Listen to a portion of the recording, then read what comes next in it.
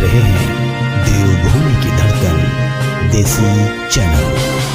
शिक्षा मंत्री गोविंद सिंह ठाकुर ने आज जिला प्रशासन व ग्राम सुधार समिति सोलंग के साथ बैठक कर गत दिन पहले सोलंग में घाटी घटना को लेकर बैठक की।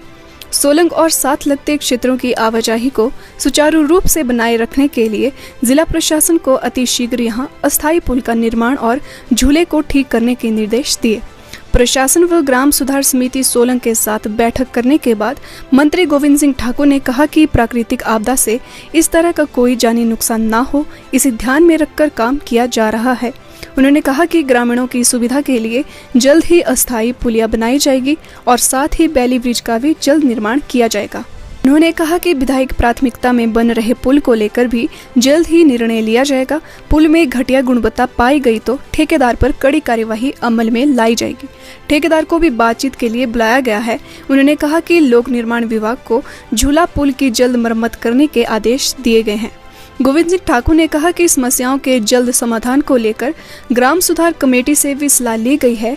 ग्रामीणों को जल्द से जल्द राहत पहुंचाने के लिए जिला प्रशासन सहित पीडब्ल्यूडी विभाग, तकनीकी विभाग, रोपवे कॉरपोरेशन के अधिकारी, वन विभाग सहित समस्त विभागों के अधिकारियों से बातचीत की गई। इस अवसर पर प्रदेश भाजपा उपाध्यक्ष धनेश्वरी ठाकुर, उपायुक्त कुल्लू आशुतोष गर्ग व एसडीएम मनाली डॉक्टर सुरेंद्र ठाकुर सहित विभिन्न विभागों के अधिकारी भी मौजूद रहे। ये तो मंत्री साहब भी बैठे थे और प्रशासन भी बैठा था, तो हमने तो इनको फोर्स किया कि बैली ब्रिज लगा दी जाएगी, क्योंकि बैली ब्रिज ऐसा है कि थोड़ा लॉन्ग टाइम तक रहेगा। जैसे जो छोटा हमारा जो टेम्परेरी ब्रिज होता है उसकी कोई गारंटी नहीं है, वो तो हो सकता है आज लगा दिया कल को बह भी सकता है। तो इस सिलसिले में बात हुई कि हमने तो यही रिक्वेस्ट किया कि जितनी जल्दी बैली ब्रिज लगाया जाए उतना गाँव वालों को भी सहूलियत होगी, क्योंकि जो नया वाला ब्रिज बन रहा है पीडब्ल्यूडी वालों का, वो भी काफ़ी सालों से डिले पड़ा हुआ है और उसका काम उतनी जोर शोर से नहीं चला हुआ है। तो जब तक वो पुल भी नहीं तैयार बनता होके तब तक जो हमारे लिए अगर जितना जल्दी टेम्परेरी ब्रिज जो मतलब बैली ब्रिज बनाया जाए तो गांव के लिए भी सहूलियत होगी। और बोला तो है, वैसे प्रशासन भी साथ में ही था और मंत्री साहब भी साथ में थे, वैसे तो आश्वासन दिया। अब देखते हैं 2-4 दिन में क्या होता है। देखिए, वो तो हम लगातार उनसे हमारी बातचीत जारी है।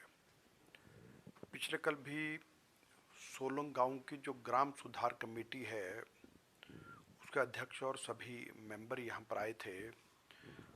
तो पिछले कल हमने ये कहा था कि भाई एक बार फिर से ग्राम सुधार कमेटी और हमारे डिप्टी कमिश्नर, हमारे मैकेनिकल पीडब्ल्यूडी के अधिकारी और पीडब्ल्यूडी के अधिकारी और साथ में रोपवे कॉरपोरेशन के अधिकारी सब बैठ करके आपस में चर्चा करेंगे कि ऐसे सारे समय में जब ब्यास नदी पर का जल स्तर बहुत ऊंचा हो गया है तो ऐसे समय में वहाँ पर क्या करना चाहिए। तो उसके लिए आज हमने बैठक रखी थी, तो आज आए। और अभी तो हमारे सभी जो अधिकारी हैं वो जिसमें वन विभाग के हैं, ब्लॉक के अधिकारी हैं, पीडब्ल्यूडी के हैं, मैकेनिकल डिवीज़न के हैं और रोपवे कॉरपोरेशन के, ये सभी अधिकारी गांव की कमेटी के साथ मौके पर गए हैं और वहां पर जाकर के अभी देखेंगे कि एक तो तुरंत अभी राहत कैसे मिल सकती है। उसके लिए कोई छोटी पुलिया एकदम से बनानी पड़ेगी। एक तो उसके लिए हमने कह दिया कि उसका काम जल्द प्रारंभ करें और प्रयास ये रहेगा कि कल ही अगर वो उस काम शुरू होता ताकि लगभग 2-4 दिन में लोगों को आने जाने के लिए सुविधा हो। और दूसरा ये है कि वहाँ पर भी पानी के बहाव के कारण से ये लगता है कि जो वहाँ का झूला है वो भी क्षतिग्रस्त हो गया है और इसलिए उसको भी ठीक करने के आदेश दिए और रोपवे कॉरपोरेशन के लोग देखेंगे कैसे करेंगे।